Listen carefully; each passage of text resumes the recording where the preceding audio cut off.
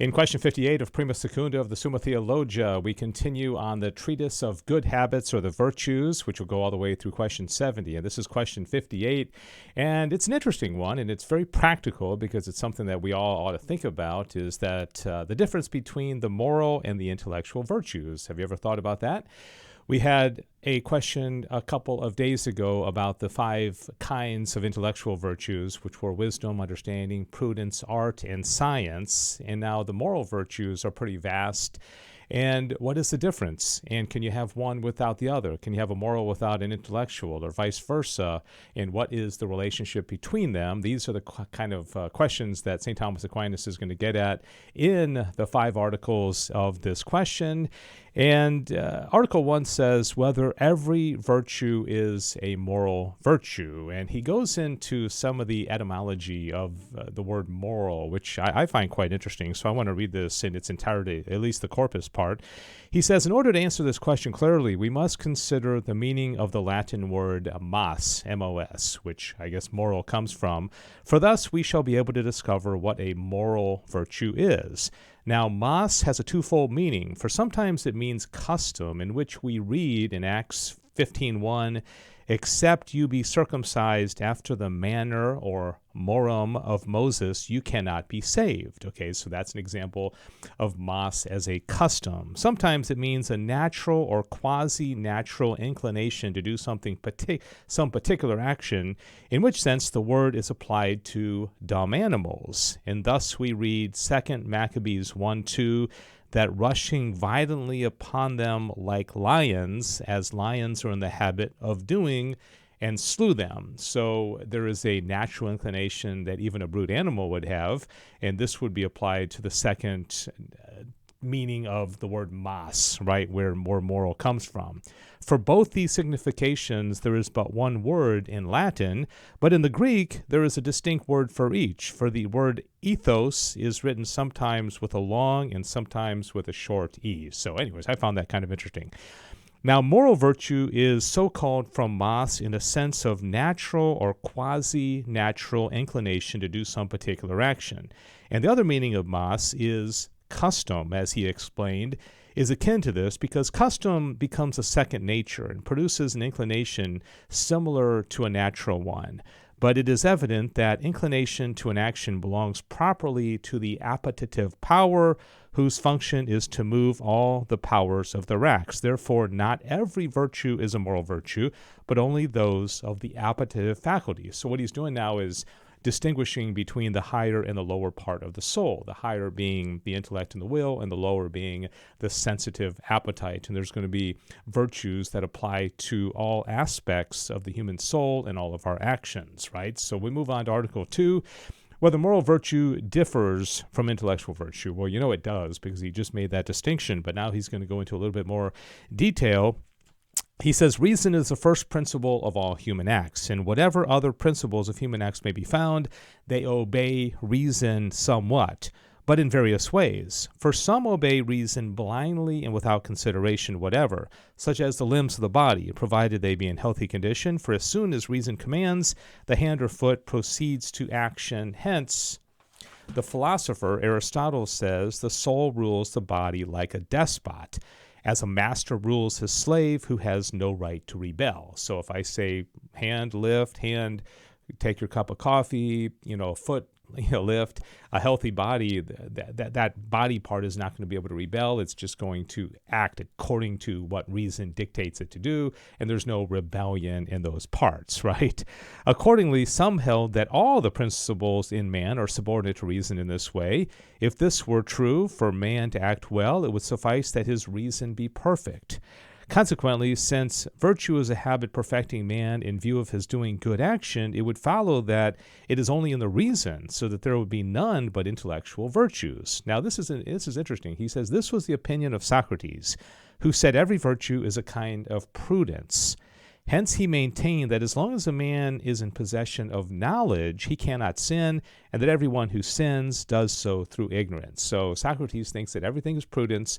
As long as the reason is right, then everything is going to fall in line, and the lower part of the soul is just going to be absolutely obedient to reason. St. Thomas Aquinas is not going to agree on this. He says, now this is based on a false supposition, because the appetitive faculty obeys the reason not blindly, but with a certain power of opposition. We all know this. Wherefore, Aristotle says that reason commands the appetitive faculty by a politic power, whereby a man rules over subjects that are free, having a certain right of opposition. Augustine says that sometimes we understand what is right, while desire it slow or follow it not at all, insofar as the habits or passions of the appetitive faculty cause the use of reason to be impeded in some particular action. Now we know that this is what sin is, right? Is that we know something to be right. We know we shouldn't overeat. We shouldn't fall into some temptation of one way or the other. But our lower part of our body disobeys, and it does it despite reason. And then, of course, if the will then follows suit, then we have what we call sin, but there would have to be some kind of accord between the disordered lower passion and then the higher part as well. In this way, there is some truth in the saying of Socrates that so long as a man in possession of knowledge, he does not sin, provided, however, that this knowledge is made to include the use of reason in the individual act of choice. Okay, that's what I was just getting at, is that choice, which has to do more with the will, is command is the reason, the will, the various aspects of the will and the intellect working together in order to come to a decision about what to do. Accordingly, for a man to do a good deed, it is requisite not only that his reason be well disposed by means of a habit of the intellectual virtue, but also that his appetite be well disposed by means of a habit of a moral virtue. So that means that both the intellect and the moral virtue have to work together in order for you to have a good act. Article 3 says, whether virtue is adequately divided into moral and intellectual. Human virtue is a habit perfecting man in view of his doing good deeds. Now, in a man, there are two principles of human actions, the intellect or reason, and the appetite. For these are the two principles of movement, as stated by Aristotle. Consequently, every human virtue must needs be a perfection of one of these principles. Accordingly, if it perfects man's speculative or practical intellect in order that his deed may be good, it will be an intellectual virtue, whereas if it perfects his appetite, it will be a moral virtue. It follows, therefore, that every human virtue is either intellectual or moral. So now he has set the stage saying there's two different kinds of virtue. There's intellectual and there's moral. All the virtues are going to be either intellectual or moral. And now what's the relationship? In the final two articles, he's going to say, well, can you have moral without intellectual? And then in Article 5, he's going to say, can you have intellectual without moral, or are they always going to be tied together? Article 4, whether there can be moral without intellectual virtues. He says moral virtue can be without some of the intellectual virtues, that is, wisdom, science, and art, but not without understanding and prudence. So if every moral virtue, you're going to have understanding and you're going to have prudence. Moral virtue cannot be without prudence because it is a habit of choosing, making us choose well. Now, in order that a choice be good, two things are required. First, that the intention be directed to a due end, and this is done by moral virtue, which inclines the appetitive faculty to the good that is in accord with reason, which is a due end. Okay, so now the inclination to the end is through a moral virtue, and this has to do with the sensitive appetite. Secondly, that man take rightly those things which have reference to the end, and this he cannot do unless his reason counsel, judge, and command right, which is the function of prudence and the virtues annexed to it. Wherefore, there can be no moral virtue without prudence, and consequently, neither can there be without understanding. For it is by the virtue of understanding that we know self-evident principles, both in speculative and in practical matters. Consequently, just as right reason in speculative matters, just as right reason in speculative matters, insofar as it proceeds from naturally known principles, presupposes the understanding of those principles so also does prudence, which is the right reason about things to be done. It's interesting when he talks about naturally known principles, because this is really getting into the philosophical debate of a priori knowledge, which the rationalists and the empiricists debated, and primarily in the 17th and 18th centuries, about what do we naturally know and how much of it all comes through experience, as somebody like David Hume would say. Finally, Article 5 says whether there can be intellectual virtues without moral virtues. He says other intellectual virtues can, but prudence cannot be without moral virtue. The reason for this is that prudence is the right reason about things to be done, and this not merely in general, but also in particular, about which things actions are. Now, right reason demands principles from which reason proceeds to argue. And when reason argues about particular cases, it needs not only universal, but also particular principles.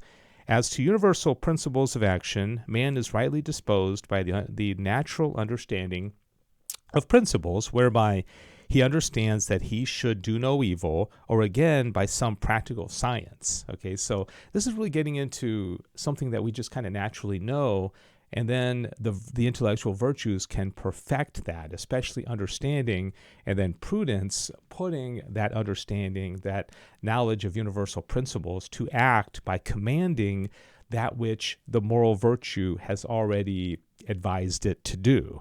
But this is not enough in order that man may reason aright about particular cases, for it happens sometimes that the aforesaid universal principle, known by means of understanding or science, is destroyed in a particular case by a passion. Thus, to one who is swayed by concupiscence, when he is overcome thereby, the object of his desire seems good, although it is opposed to the universal judgment of reason. I like to use the example of, the tray of donuts in front of you, and somebody brings donuts into work, and you kind of know the universal principle. You know that you should be moderate in your eating. You have knowledge of that. But then your sensitive appetite rebels and says, no, eat more. You're hungry. You didn't have breakfast this morning. Eat more. Okay. So consequently, as by the habit of natural understanding or a science, man is made to be rightly disposed in regard to the universal principles of action, so in order that he be rightly disposed with regard to the particular principle of action, that is, the ends, he needs to be perfected by certain habits, whereby it becomes connatural, as it were, to a man to judge aright to the end.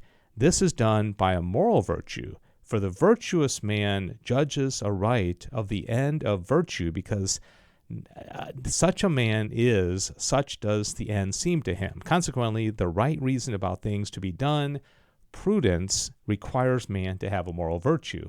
I find this to be a beautiful teaching, because it shows that even though we have two aspects of our soul, the higher and the lower, really we're not going to be able to make good decisions. We're not going to be able to act virtuously unless they are working together. And you have an intellectual virtue, which is commanding, and you have understanding, which is the understanding of first principles, and then you have a moral virtue, which has the end in mind.